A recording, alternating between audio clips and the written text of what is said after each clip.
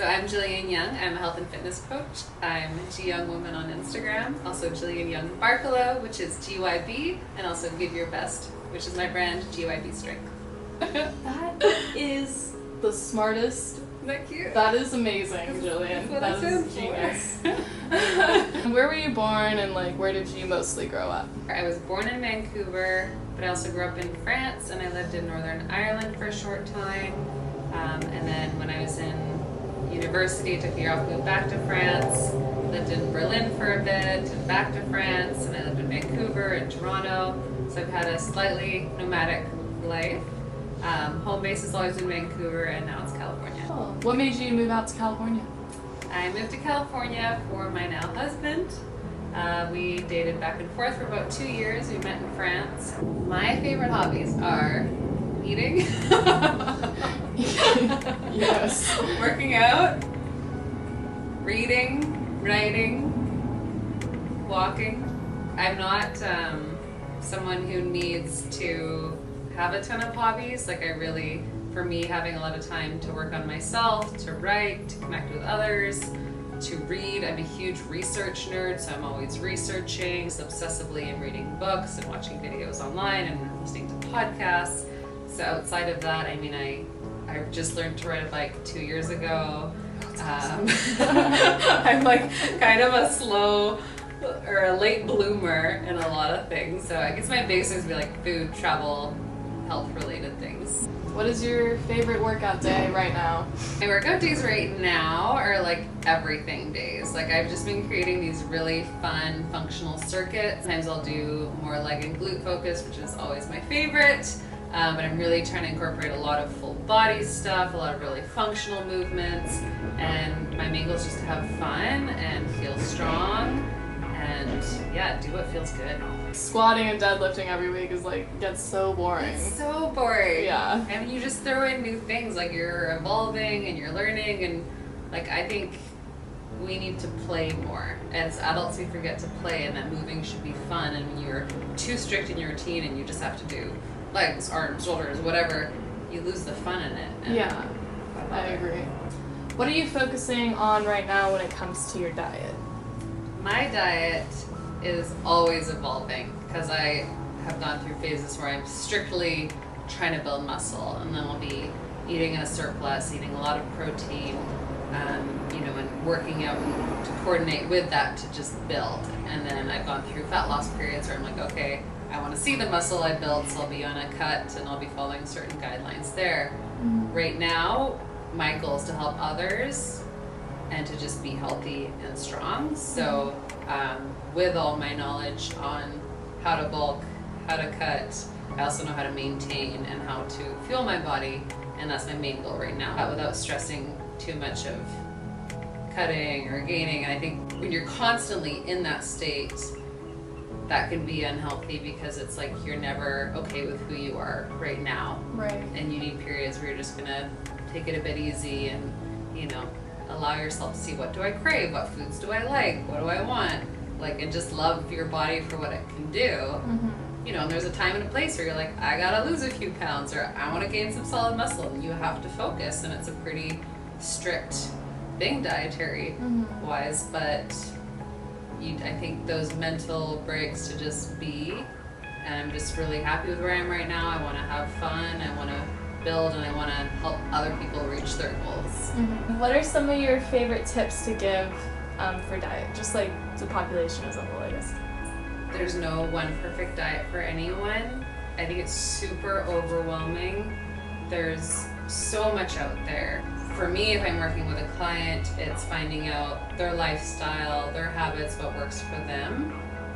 But the main thing is be open-minded, be experimental, but also be realistic. If a diet's not sustainable, no matter how glamorous it seems and how it saved one person, it's not going to work for you. So what can you maintain? What can you still do 10 years from now? What's going to help you actually reach your goals? Can you sustain it? Does it help you reach your goals?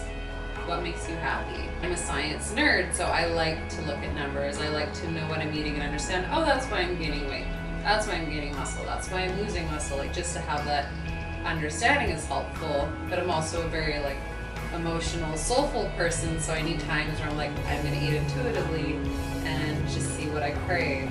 But then I can check in once in a while and be like, oh, okay, that's why, you know, I'm losing too much weight or gaining too much weight, or I'm not reaching my goals in the gym as much as I want to, because food plays a huge role in that. Finding your personal best, and that's my thing, give your best. So what works for you, what makes you feel awesome, what makes sense to you.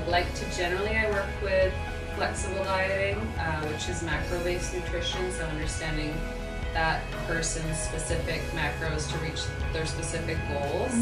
They're gonna learn by working with me how their body works, how food works, and they'll have that empowerment, they'll have that knowledge. So even if they're eating intuitively, they'll be like, oh hey, you know, it's cool for me to eat a bag of Skittles, you know, even it's a dirty food in some people's eyes, because I'm having it in moderation. I'm going to eat a salad later, I'm going to get some good protein later.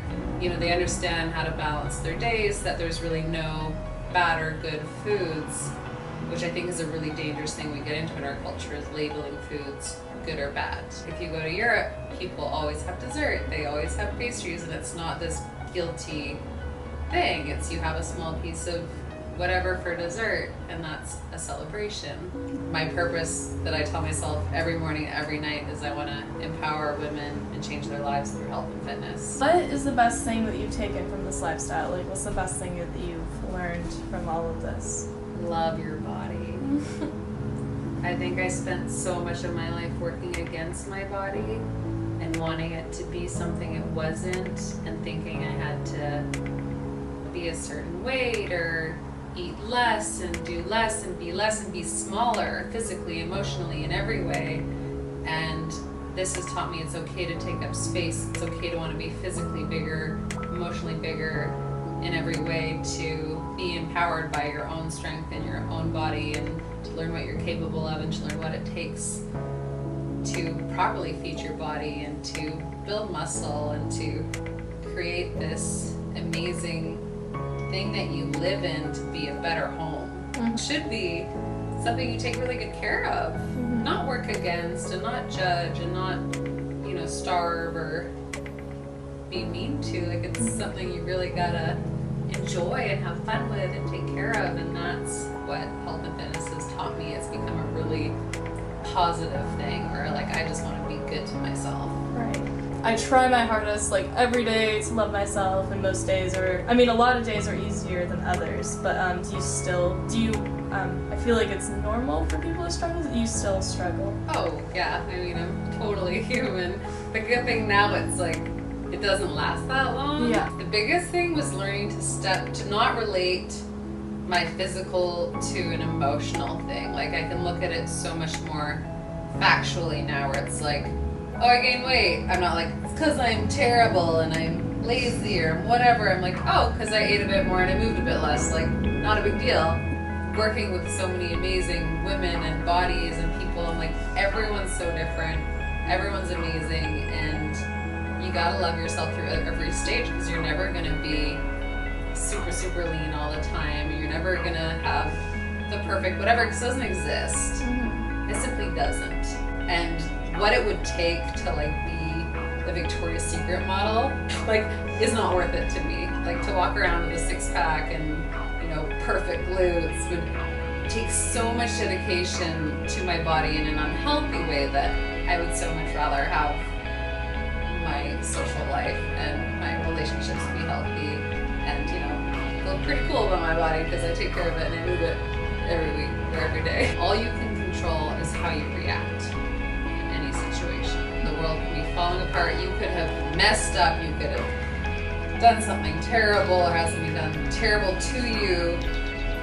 And the only thing you have control over is how you react. Am I going to look at this with fear? Am I going to look at this with anger? Or am I going to step back? Am I going to be grateful that I'm alive? Oh, you've written a couple of books, and I wanted to know what your motivation was to, or why was your reason? Did it add to your health coaching? The Whiny book is totally not health related. It's my guide to Paris. I was an au pair in Paris for a year, and then I literally moved back there with, like, my waitress money savings for 6 months until I totally ran out of money, and I just walked all day, every day, and I had a notebook, and I wrote down stores and random little streets, and I sought out like everything that wasn't touristy. I really wanted to give that to other women, because when I lived there, I found like the tourist Paris for me was just like draining and not exciting. And I found these like little cafes and food stores and clothing stores that were just special and more local, and I got this like very unique experience and learned so much about myself and just got this kind of like itch to explore. And I've always focused on young women because that's who I want to empower and I can relate to. And then the second one I wrote was Lean for Life, and that was taking all this information of like macro counting and this and that and trying to simplify it. So many diets, there's so many things, and I went through like all the top diets and things I had found that seemed to be successful for people and broke down why they worked and what made them